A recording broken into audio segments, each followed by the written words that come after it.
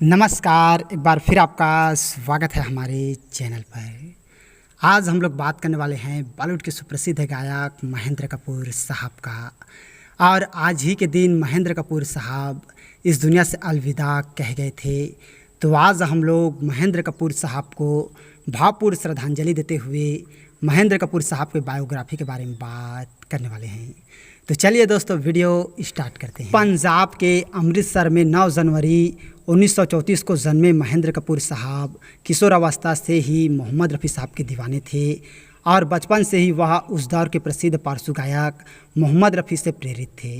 और उन्होंने पंडित हसन लाल, पंडित जगन्नाथ बुआ, उस्ताद नियाज़ अहमद खान, उस्ताद अब्दुल रहमान खान और पंडित तुलसीदास शर्मा जैसे जाने माने शास्त्रीय गायकों से शास्त्रीय संगीत सीखना शुरू कर दिया।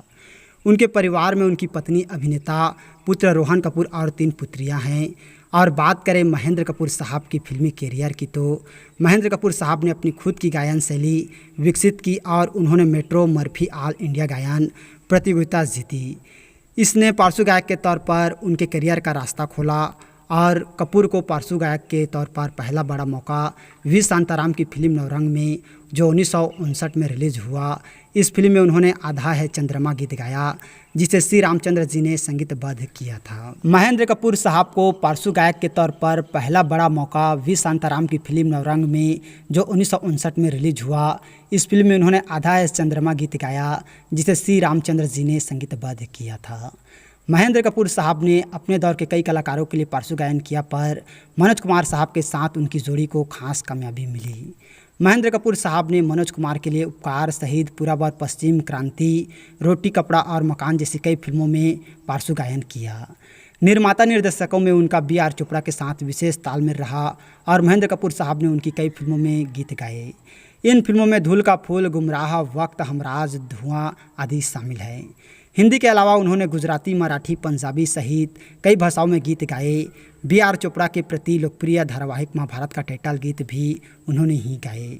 संगीत के लिहाज से हिंदी सिनेमा के स्वर्णिम दौर में मोहम्मद रफ़ी साहब, मुकेश साहब, मन्ना डे साहब, तलत महमूद साहब, हेमंत कुमार जी जैसे बहुचर्चित गायकों के बीच एक अलग मुकाम बनाने वाले सुप्रसिद्ध गायक महेंद्र कपूर साहब ने विभिन्न प्रकार के गीत गाए, लेकिन देशभक्ति के गीतों के मामले में उन्हें विशेष लोकप्रियता मिली। और भारत कुमार के नाम से मशहूर अभिनेता मनोज कुमार साहब के साथ उनकी जोड़ी खास रूप से सराही गई।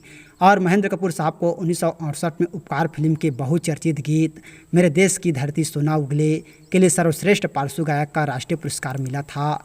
और बाद में एक बार फिर 1967 में हमराज फिल्म के नीले गगन के तले के लिए भी उन्हें पार्श्व गायक का फिल्मफेयर पुरस्कार मिला। और उनके जीवन का तीसरा फिल्मफेयर पुरस्कार रोटी कपड़ा और मकान के नहीं नहीं और नहीं के लिए 1974 में मिला। बाद में उन्हें पद्मश्री और महाराष्ट्र सरकार के लता मंगेशकर सम्मान से नवाजा गया।